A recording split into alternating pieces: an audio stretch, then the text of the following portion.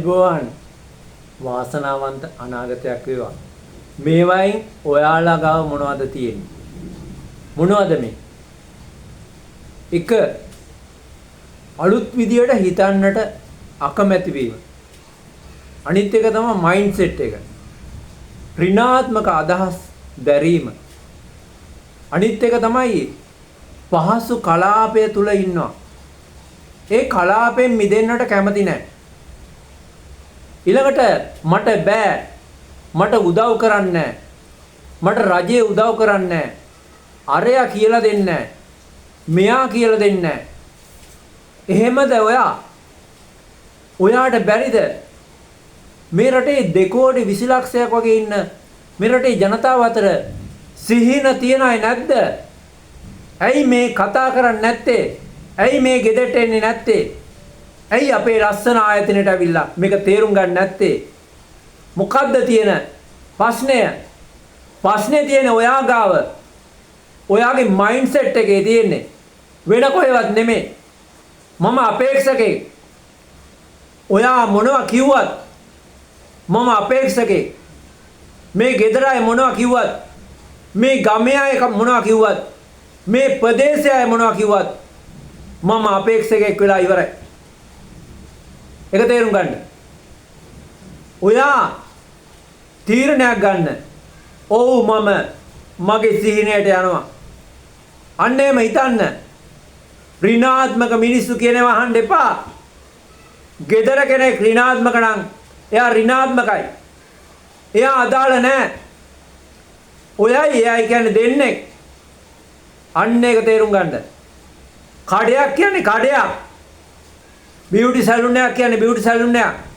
System එකක් නෙමෙයි. හොඳ සිස්ටම් එකක් කියන්නේ සේවකයෝ 500ට වඩා ඉන්න ඕනේ. උදාහරණ තමයි ඩයලොග් ආයතනයේ, මොබිටෙල් ආයතනයේ, Facebook, ඒ වගේම සිද්ධාලේප, දම්රෝ ආයතනය, මැලිබන් ආයතනය, නවලෝක ගෲප්, ඒ වගේ එකක් ඔයාලට තියෙනවද? ඔයාලට තියෙනවද ඒ වගේ එකක්? අලුත් දේවල් ඉගෙන ගන්නට, අත්දැක බලන්නට කම්මැලි වීම. ඒවා තියෙනවද ඔයාලට?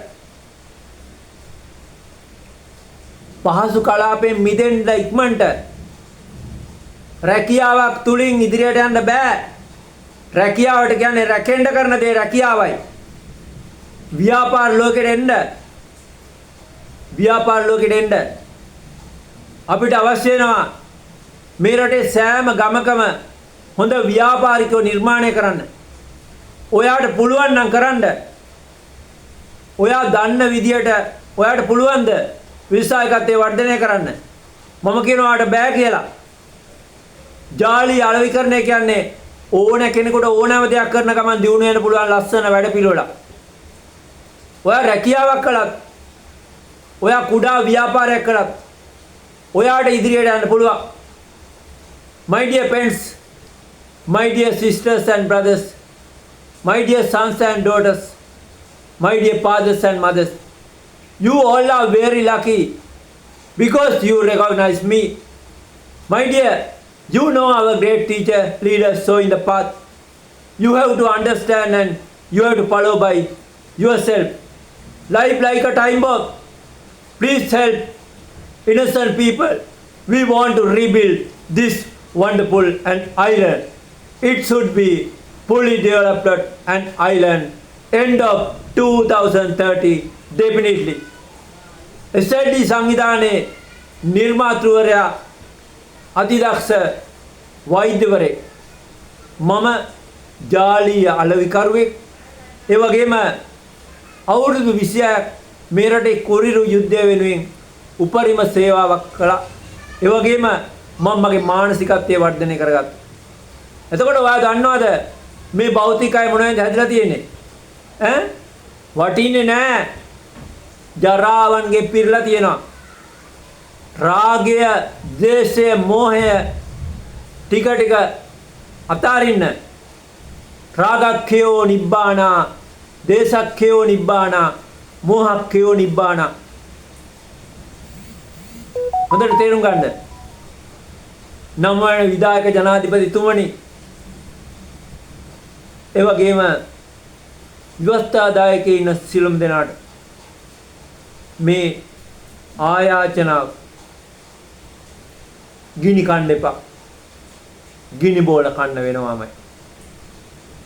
මේ වෙලාවේ හොඳට හිතන්න මේ රටේ 161.5 උග්‍ර දඩිත්තාවෙන් පෙළෙන මිනිස්සු 138.5 සුපිරි ජීවිත විධායක ජනාධිපතිවරයාට කරන්න තියෙන්නේ ආණ්ඩුක්‍රම ව්‍යවස්ථාව තුළ මූලික අවශ්‍යතා පිරිසිදු වාතය පිරිසිදු ජලය හා සමබර ආහාර වේලා ඒ වගේම ව්‍යවස්ථාදායකට කරන්න තියෙන්නේ ඇති නැති පරතරය අවම කිරීම හා ආර්ථික සමාජවාද ස්ථාපිත කිරීම